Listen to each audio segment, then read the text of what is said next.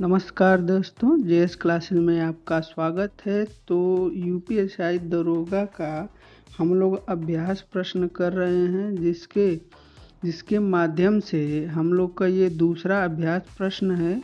तो अगर आपने पहला अभ्यास प्रश्न नहीं देखा है तो प्लीज़ जाकर उसको देखिए और उससे जो महत्वपूर्ण क्वेश्चन हैं उनको आप सॉल्व करके अपना स्कोर पता कर सकते हैं। तो आइए चलते हैं। पहला क्वेश्चन है कि निम्न में से वल्लभाचार्य के शिष्य नहीं हैं। देखिए, ये वल्लभाचार्य और जो एक विट्ठल नाथ हैं, उनकी एक अष्टछाप आपने नाम सुना होगा कि अष्टछाप की स्थापना, जिसमें 8 जो महारथी कवि होते हैं जो उनके बारे में बात की गई। तो पहले तो अष्टछाप की स्थापना कब हुई थी? तो 1565 ईस्वी में। किसने किया था? तो विट्ठल। किसने किया था?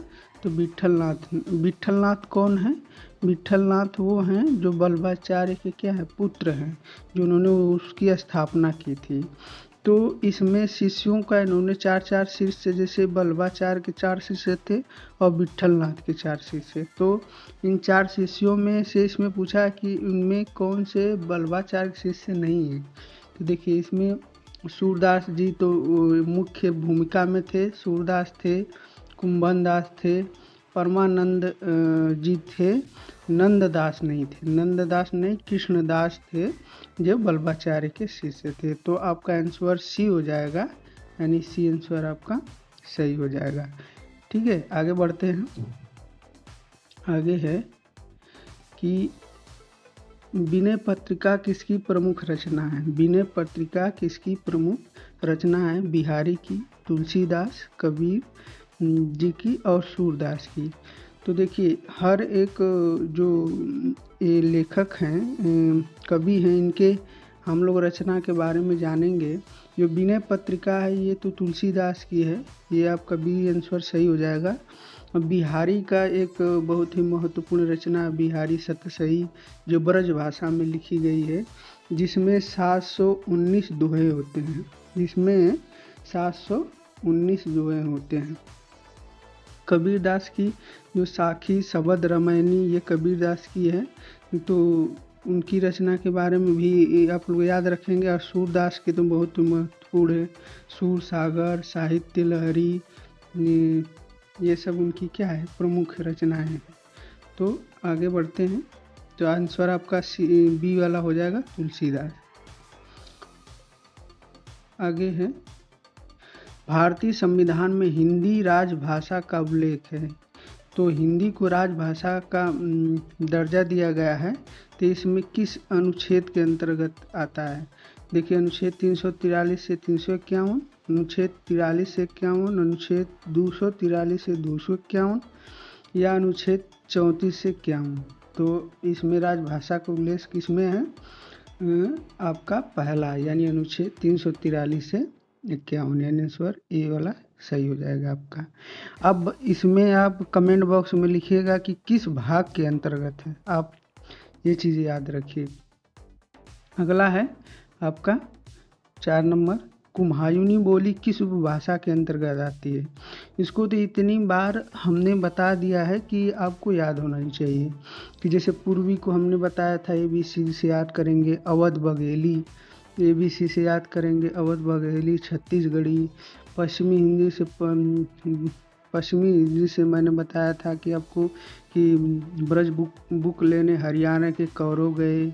पहाड़ी हिंदी को मैंने बताया था कि नेपाल जी के, यानी नेपाली, गढ़वाली, कुम्हायूनी। तो और बिहारी हिंदी को मैंने बताया था कि इसको MB से याद करेंगे, मैंने मैथिली, मगही, भोजपुरी। इसको आप इस तरह याद करेंगे। तो आंसर आपका कौन सा हो जाएगा? आपका सी, नेपाली। सी हो जाएगा, पहाड़ी हिंदी। ठीक है, इसको नेपाल जीके से हम लोग याद किए थे। नेपाल से नेपाली, जीके से याद किए थे हम लोग गढ़वाली, कुम्हायूनी। तो इस चीज़ को याद रखेंगे। 5वां है, मात्रा के अनुसार स्वर के प्रकार निम्न में से नहीं है। तो जैसे मात्रा के आधार पर हम लोग जब छंद पढ़ते हैं तो उसमें मात्राएं जब गिनना होता है तो काउंट करना होता है, तो उसमें हम ये इस चीज़ को जानना बहुत ज़रूरी होता है कि ह्रस्व, दीर्घ या प्लुत या संयुक्त स्वर किस में होते हैं। तो इसमें आपके मात्रा के आधार पर ह्रस्व स्वर होता है जिसे मूल स्वर भी बोलते हैं। दीर्घ स्वर जो स्वरों की ह्रस्व स्वरों से बनाए जाते हैं। प्लुत स्वर होते हैं जो मूल स्वर से 3 गुना समय लेते हैं, जैसे ओम, जैसे ओम। ठीक है, ये है। संयुक्त स्वर नहीं होता। तो ये पूछा इसमें कि निम्न में से नहीं है, तो आपका संयुक्त स्वर नहीं है, ये आपका आंसर डी हो जाएगा। आगे है 6 नंबर। 6 नंबर आपका है कि ज्ञानपीठ पुरस्कार शुरुआत कब की गई। तो ज्ञानपीठ की पुरस्कार ये हिंदी साहित्य के क्षेत्र में दिया जाता है, तो इसको आप लोग याद करेंगे। तो इसमें आपका आंसर कौन सा हो जाएगा, 1950, 1965, 1969 या 1960। तो 1965 यानी बी वाला आंसर आपका सही हो जाएगा। 7वां है, निम्न में से कौन सा अंतस्थ व्यंजन नहीं है। अंतस्थ व्यंजन हमने बताया था कि 4 होते हैं, य, र, ल, व। य, र, ल, व, ये एक अंतस्थ व्यंजन है, इसमें ये 4 होते हैं। तो अब य हो जाएगा, र हो जाएगा, ल हो जाएगा, लेकिन ये नहीं होगा, यानी आपका आंसर क्या हो जाएगा, डी। आपका आंसर कौन सा हो जाएगा, डी, यानी त नहीं होगा। ठीक है, आगे बढ़ते हैं। निम्नलिखित में से कौन सा शब्द पुल्लिंग है। पुल्लिंग शब्द को हम लोग बताए थे कि एक सर्वनाम के माध्यम से पता कर सकते हैं, और दूसरा आप विशेषण के माध्यम से पता कर सकते हैं, तीसरा बताए थे कि क्रिया के माध्यम से आप पता कर सकते हैं। तो इसमें हम लोग सर्वनाम का प्रयोग करेंगे और देखेंगे कि ये शब्द पुल्लिंग है या स्त्रीलिंग। देखिए पहला में जैसे मेरा घर, मेरी घर होता है कि मेरा घर होता है, मेरा घर होता है। ठीक है, ये तो पुल्लिंग है। आगे बढ़ते हैं। स्कूटी, स्कूटी, मेरा स्कूटी और मेरी स्कूटी होता है, तो यानी कि स्त्रीलिंग है। मेरी पुस्तक या मेरा पुस्तक, मेरी पुस्तक होता है, ये भी स्त्रीलिंग है। मेरी जनता या मेरा जनता, मेरी जनता, ये भी एक स्त्रीलिंग है। तो आपका आंसर ए सही है। ठीक है, देखिए निम्न में से तद्भव शब्द है, निम्न में से तद्भव शब्द है, दीप सलाखा, कर्म, माता, सांप। देखिए इसमें मैंने बताया था कि जो तद्भव शब्द वो शब्द होते हैं जो संस्कृत से उत्पन्न होते हैं, मतलब जो संस्कृत से विकार होकर, चेंज होकर, बदल कर वो हिंदी में प्रयोग किए जाते हैं। जैसे दीप सलाखा का हिंदी क्या होता है, दिया सलाई। कर्म एक क्या है, संस्कृत है जिसका कर्म होता है। माता का संस्कृत वर्ड क्या होता है, माता का माँ होता है, माँ। तो और ये सांप है, सांप का संस्कृत शब्द क्या होता है, सर्प। ये सर्प एक संस्कृत शब्द है। ठीक है, सर्प मीन्स सांप होता है। तो आंसर आपका क्या हो जाएगा, सी, यानी माता एक हिंदी शब्द है, तो सी वाला आंसर आपका सही हो जाएगा। आगे है कि निम्न में से तत्सम शब्द है, निम्न में से तत्सम से याद करेंगे संस्कृत के वे शब्द जो हिंदी में हुबहू प्रयोग किए जाते हैं, यानी जो संस्कृत में है वो हिंदी में भी प्रयोग किए जाते हैं, यानी जो संस्कृत के शब्द, जैसे हाथ तो एक हिंदी शब्द है, जो हस्त में से हाथ होता है। रत्न एक संस्कृत शब्द है, रत्न मतलब रतन होता है, रत्न मतलब रतन होता है। तुम एक हिंदी शब्द है, इसको त्वम होता है संस्कृत, और दूध का दुग्ध होता है संस्कृत। तो आंसर आपका कौन सा हो जाएगा, बी वाला आंसर आपका सही हो जाएगा। देखिए निम्नलिखित में से कौन सा सघोष वर्ण है। सघोष वर्ण में हम लोग याद करेंगे स से। देखिए जैसे स में सभी स्वर, जो सभी स्वर होते हैं वो आते हैं सघोष में। और जैसे कि क से प वर्ग के अंतर्गत, क से प वर्ग के अंतर्गत इसमें 3, 4, 5 जो वर्ड होगा वो सघोष होगा। और इसमें य, र, ल, व, य, र, ल व और ह भी आ जाता है, ये सभी स्वघोष हैं। तो क ख यानी दूसरा प है तो ये तो होगा नहीं। च ये पहले प है तो ये तो होगा नहीं। च छ ये दूसरा प ये होता नहीं, यानी म यानी प वर्ग म यानी 5वां नंबर होगा। तो आपका सी वाला आंसर सही हो जाएगा। अगर आपने सघोष याद कर लिया है तो अघोष याद करना बहुत ही आसान है, क्योंकि 3 4 5 आपने उधर याद कर लिया तो बचा क्या?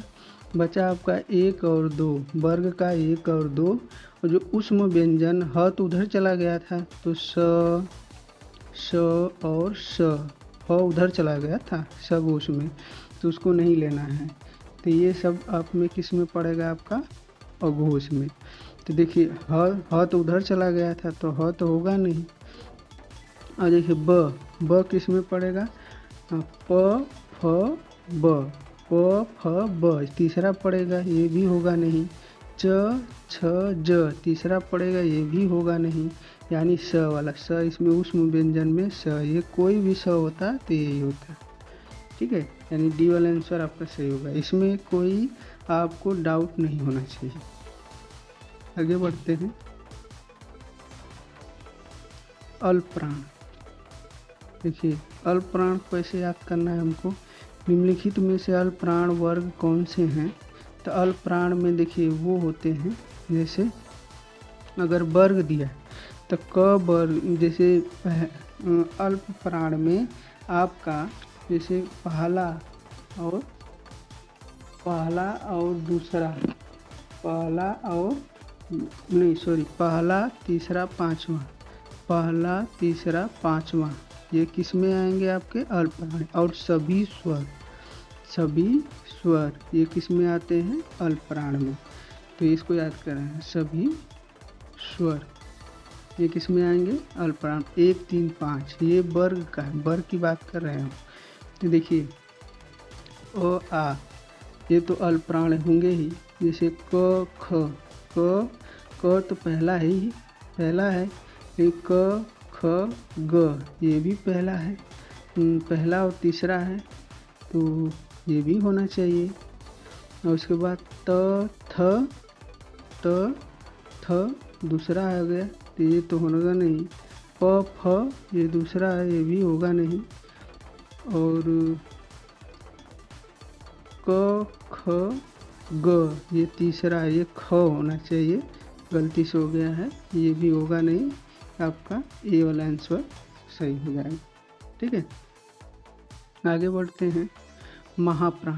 महाप्राण में 1 3 5 तो उधर हो गया, तो बचा कितना? 2 और 4, ये हो जाएगा आपका वर्ग का 2 और 4 नंबर। और इसके बाद जो भी और जिसे उसमें सारे स्वर हो गए, लेकिन महाप्राण में क्या होगा कि इसमें आपका जो उष्म व्यंजन है, उष्म व्यंजन में जैसे कि स स ह ये सभी आएंगे उष्म व्यंजन, और इसमें ह भी आएगा। स उष्म व्यंजन में जैसे स ह, और इसमें फ भी आएगा। ठीक है, तो ये ध्यान रखना है आपको। तो महाप्राण में जैसे 2 4, जैसे च छ, तो ये पहला ये तो होगा नहीं। क ये पहला आ गया, ये भी होगा नहीं। थ द ध यानी दूसरा तीसरा है, ये भी होगा नहीं। यानी प वर्ग का फ तो है, स होना चाहिए, यहाँ पर स होना चाहिए, स और फ, तो आंसर आपका डी हो जाएगा। ये बढ़ते हैं। कबीर बाणी के डिक्टेटर थे, इस वाक्य में किस विराम चिन्ह का प्रयोग किया गया? उद्धरण चिन्ह, अर्धविराम चिन्ह, विवरण चिन्ह या लाघव चिन्ह? तो जो सिंगल इन्वर्टेड कामा बोलते हैं इंग्लिश में, तो इसको बोलते हैं उद्धरण चिन्ह, यानी आंसर ये वाला आंसर आपका। तो अर्धविराम क्या होता है और विवरण चिन्ह क्या होता है? लाघव चिन्ह क्या होता है? लाघव में जैसे किसी चीज़ को, जैसे यूपी लिख दिए, यूपी में शॉर्ट फॉर्म हो गया ना, इसको लाघव चिन्ह। अर्धविराम बोलते हैं इसको बोलते हैं अर्धविराम। ये ऐसे अर्धविराम। विवरण चिन्ह किसको बोलते हैं? विवरण चिन्ह वो होता है जिसको इस प्रकार बोलते हैं, इसको विवरण चिन्ह बोलते हैं। ठीक है। 16 नंबर, मेरे तो गिरधर गोपाल दूसरा न कोई, जाके सिर मोर मुकुट मेरो पति सोई। उपयुक्त में कौन सा रस है? तो मेरे तो गिरधर गोपाल, ऐसे पता क्या है? ये एक प्रकार शांत रस है, भक्ति रस है, श्रृंगार रस या अद्भुत। इसमें क्या है? इसमें कुछ ऐसा महसूस हो रहा है कि भक्ति का भाव जागृत हो रहा है। तो ये आपका आंसर बी सही हो जाएगा। देखिए, छंद कितने प्रकार के होते हैं? छंद कितने प्रकार के होते हैं? पहला है 2, 4, 3, 5। छंद कितने प्रकार के होते हैं? 3। एक मात्रिक छंद, 3 होते हैं आपके, ठीक है, मात्रिक छंद, मुक्तक छंद, और ये और एक और होता है आपका छंद में, इसको बोलते हैं वर्णिक छंद। वर्णिक छंद इसको बोलते हैं वर्णिक छंद। आगे है पीपर पात सरिस मंडोला। इस वाक्य में कौन सा अलंकार है? रूपक अलंकार, श्लेष अलंकार, मालंकार, अनुप्रास अलंकार। तो जैसे सम, सरिस, ये जैसे समान की भावना व्यक्त करते हैं, इसमें क्या कहते हैं हम लोग? उपमा अलंकार। यानी कि सी वाला आंसर आपका सही हो जाएगा। 19 नंबर है देवासुर में कौन सा समान है? देवासुर का आप संधि विच्छेद करेंगे तो देव और असुर होगा। देव और असुर इसको मिलाकर देवासुर बना है। तो यह विभाव समास है, द्विगु समास है, बहुब्रीहि समास है या द्वंद्व समास। जिसमें दोनों पद प्रधान होते हैं उसमें क्या होते हैं? देव और असुर दोनों की अलग अलग प्रधानता है। तो ये आंसर आपका डी हो जाएगा, यानी द्वंद्व समास। ठीक है।